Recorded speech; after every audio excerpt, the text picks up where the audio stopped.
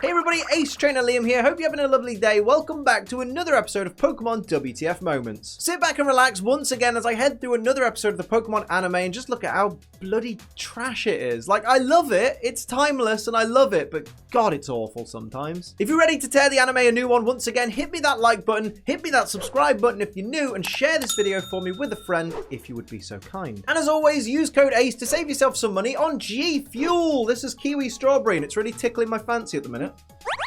Oh, it's dead nice, dead refreshing. Code ACE. Now, without further ado, let's take a look at all the WTF moments for Pokemon Season 1, Episode 9, The School of Hard Knocks. What the fuck? The episode begins with Misty and Ash arguing in the fog about Misty's broken bike that Ash owes her money for. And it's not necessarily a WTF moment, it just hasn't been mentioned in a while, and it's nice to see them bringing that storyline back into play. Apparently, Brock bought his backpack from the same place Mary Poppins got her handbag. Why don't they sell the official Pokemon tea set? Like, I know they probably sell similar things, but I want that teapot with the really badly drawn Raichu. Why is that not a thing that's available? Misty's daydreaming about being in France, and then that's ruined because Ash is crunching loudly on some food and that annoys Misty, so she then threatens to hit him with a giant log. Then Brock chimes in saying that he needs one of those two to go out and find some firewood, but she's literally holding a big ass chunk of wood.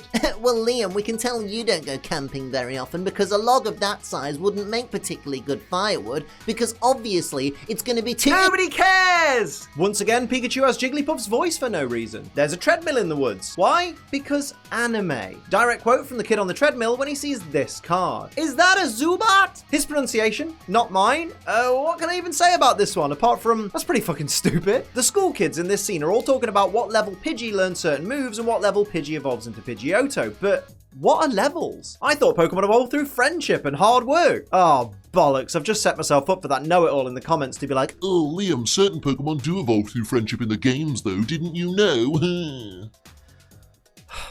Gatekeeping Pokemon, judging people for not knowing every Pokemon's individual entire learn set, evolution methods and criteria. I didn't know Pokemon Twitter existed in the 90s. Direct quote from the main bully. There's nothing going on here. I don't know, mate. A bunch of private school lads in the woods and one of them's on their knees.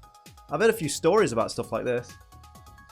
So that's how Pikachu lost all that weight. This upperclassman is not well. He should not be in school. Somebody call this poor boy's parents, please. So we find out that the student who leads the bullying that's being carried out under the guise of helping beginners learn is actually a girl. To which Brock responds, she can violate my rights if... Do you want to finish that sentence, Brock? What was that you were about to say about an underage girl? Ash basically calls Misty ugly and Misty gets mad and vows to straighten the bully girl out. Now Ash x Misty shippers would probably want to latch onto this and say this is evidence that Misty likes Ash, but let's be real, Ash probably doesn't factor into this at all. The more likely scenario is that deep down Misty probably agrees that this girl is prettier than she is and as a result just hates her for it. I think most of the girls watching can vouch for either knowing a girl like this or being a girl like this. Doesn't always have to be about a boy, you know. Apparently Team Rocket attended this private school and completely flunked. That's very twisty. Don't you love it when Who's That Pokemon spoils the appearance of a Pokemon that hasn't appeared in the episode yet? Now I know we're going to see Cubone in the second half. Thanks for ruining the surprise. Well, you see,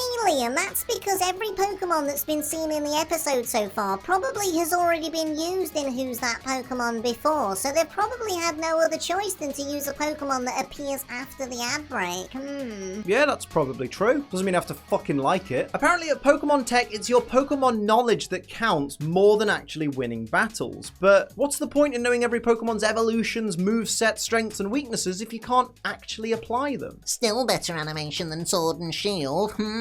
Misty sends out Starmie. Let's hope it does better than last time, eh? She doesn't issue it a command, she just tells it go, and it decides to use Water Gun on a Weepinbell.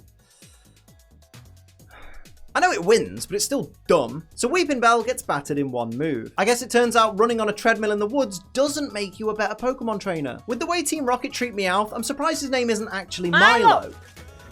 I know she's meant to be, but God, Giselle's an insufferable little shit, isn't she? Direct quote from Brock. Wise Pokemon trainers never get involved in a cat fight. It's no wonder I'm such an arsehole if this is what I grew up watching. Direct quote from Giselle. Against your water Pokemon, I choose Graveler. It's 4 times weak to water. So much for being the top of the class. Oh, it doesn't matter about weakness because she's hacking. I get it now. Now that we know that that kid's Weepinbell was too low level to defeat Starmie, I can finally say this with confidence. Misty Starmie's crap, innit? This scene is just amazing. Giselle absolutely drags Ash, mocking him for only having 3 Pokemon, only having 2 badges, only traveling for 2 months, having a Pikachu that won't go into a Pokeball. It's genuinely enjoyable watching him try to scramble together an explanation. Oh look, Giselle sent out a Cubone. I had no idea I was going to see that Pokemon in this episode.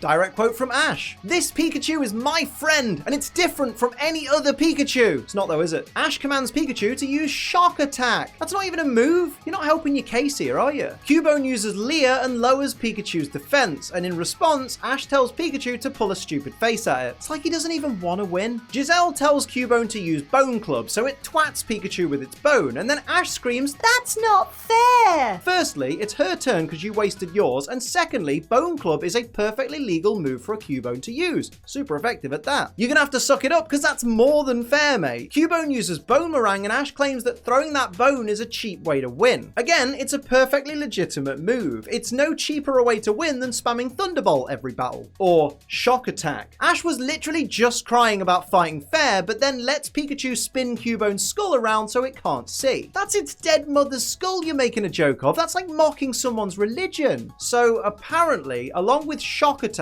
Ash's Pikachu also knows Bite, Fury Swipes and Mega Kick, and Thunder Shock and Thunderbolt that we already know it knows, which means it knows 6 moves at the same time. Even if we accept that Shock Attack and Thunder Shock are the same move, that's still definitely 5. Ash is a hacker, confirmed.